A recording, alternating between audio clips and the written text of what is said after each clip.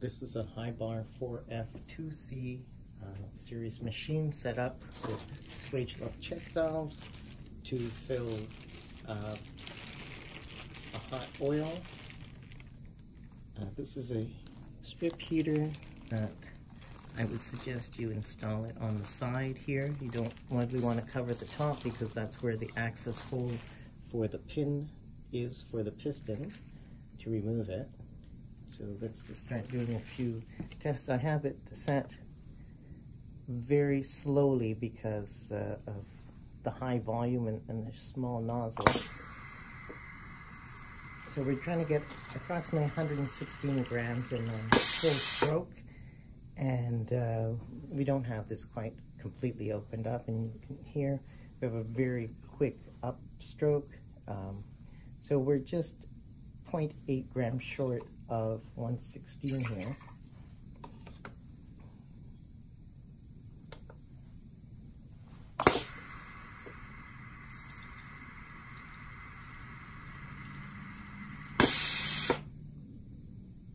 So you'll see, even at this high numbers, we're still going to be within a few hundredths of a gram.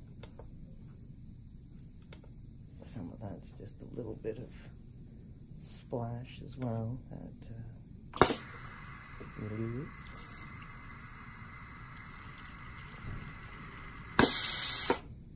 So you can see there's no problem at these high numbers. So I'm going to turn off the air and then let the piston come forward with just a little bit of pressure it's got, so that I can turn the micrometer at the back much easier. It's very slowly coming forward because I've shut the air off, so it just has enough to move forward. If the air is on, it'll be pushing on this micrometer. It's a physical micrometer, it's not electronic, which gives it lots of resolution. Every turn, I believe, is about 360-degree turn is about 6 grams of product. So anywhere in between that is you'll get parts of grams. Now, I created a bit of pressure just by pushing this forward. I turn the air back on, and that's what's going to happen because it finished the stroke. That was partially started. I'm just going to drain some off here into a larger container. I've taken it about halfway down. So we're expecting somewhere just under 80 about.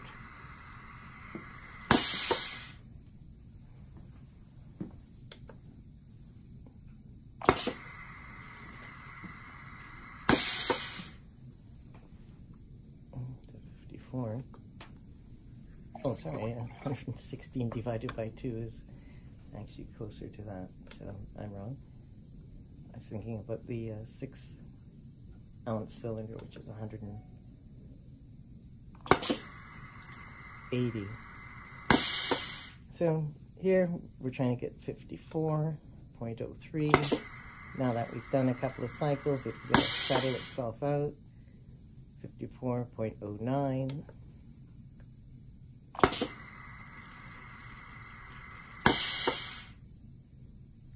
So again, all within a few hundredths of a gram. And again, I'm going to turn off the air, or you can hold the foot pedal down, and that will also hold the piston at the forward point. We want to test for some very small fills now. And that'll give us a full range. So I'm taking this down to, let me take it all the way down to just over 1. Now this will probably finish the stroke. Now it's going very quickly, so I'm going to reduce the speed again, because if you're filling a hot wax, you don't want it to be shooting into a small container. You can even slow down the backstroke because it's just so fast. Part of a second. Yeah, that's a nice controlled speed for output. And let's see where we're at and how accurate it is.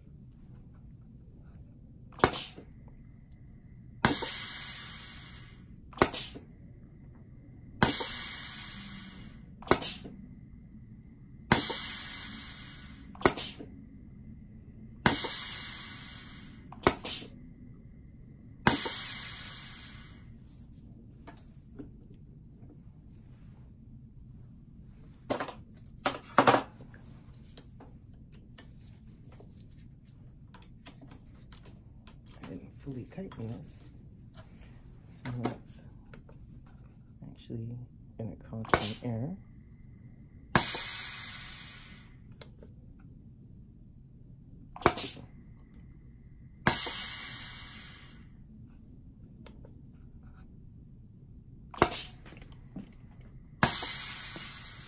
So now we're getting much better. So in the larger number, I didn't fully tighten these 4 screws that hold the piston in, and so it had a little bit of movement, and that's why we weren't getting quite as accurate as we should at the larger numbers. We're still 6/100ths off, but they probably would have been much more accurate. So here at the, we're getting about 5.88.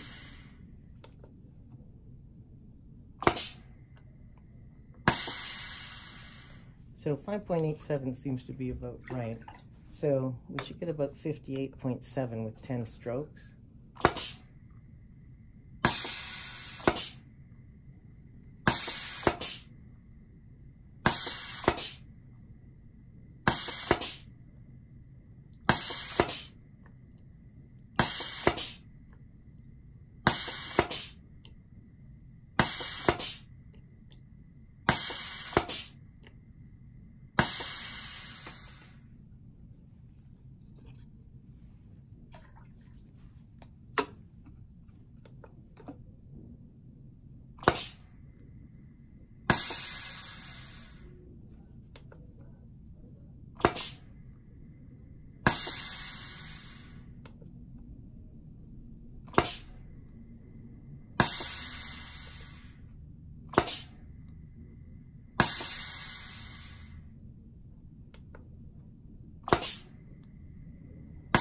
So no problem in the smaller strokes.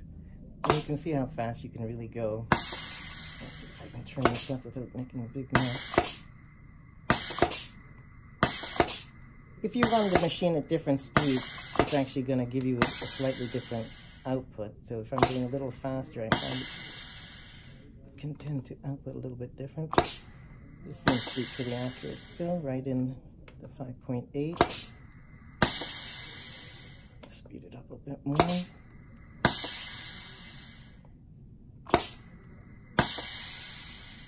To 5.78. So somewhere in about 5.79, we'll do 10 again.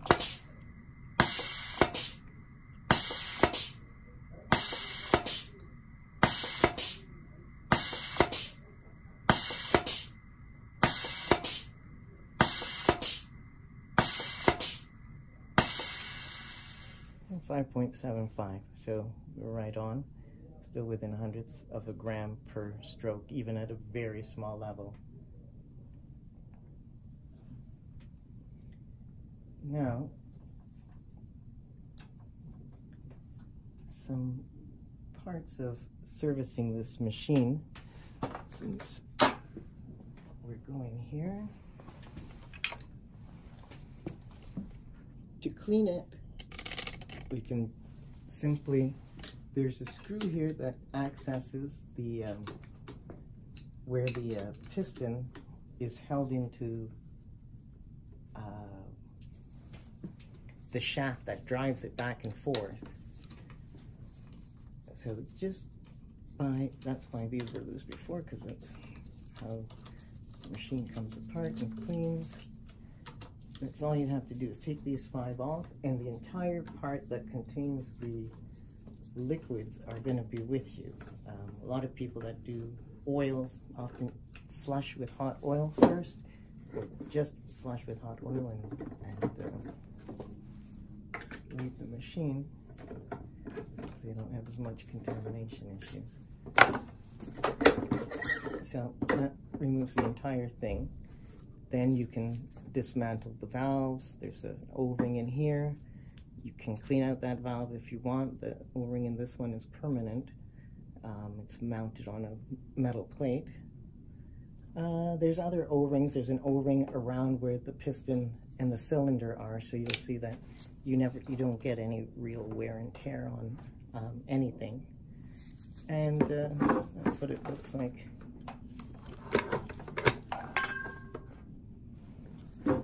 Inside, and that's where the piston shaft is, and then this locks down on it. You don't want to go so tall that it hits this piece, because then you won't get this piece out. So if you're unwinding it and you hit this piece, then now it's jammed. So that's going to be the problem. You don't need to go that far. Just a little bit loose, and then that will release a ball that holds in here. You never want to lock it down on this part of the shaft.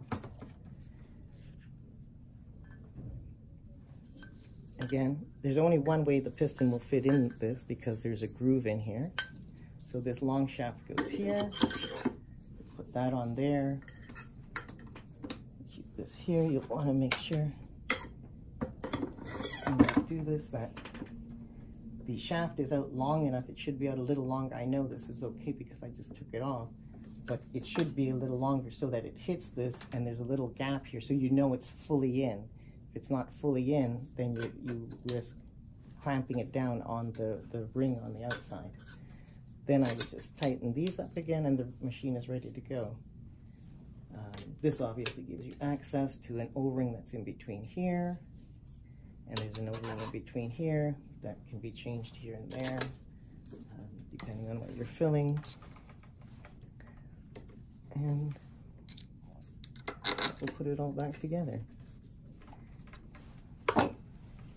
The machine may be shipped with these hoses out, and they're just simple push-ins, so there's nothing to worry about. And that's about it.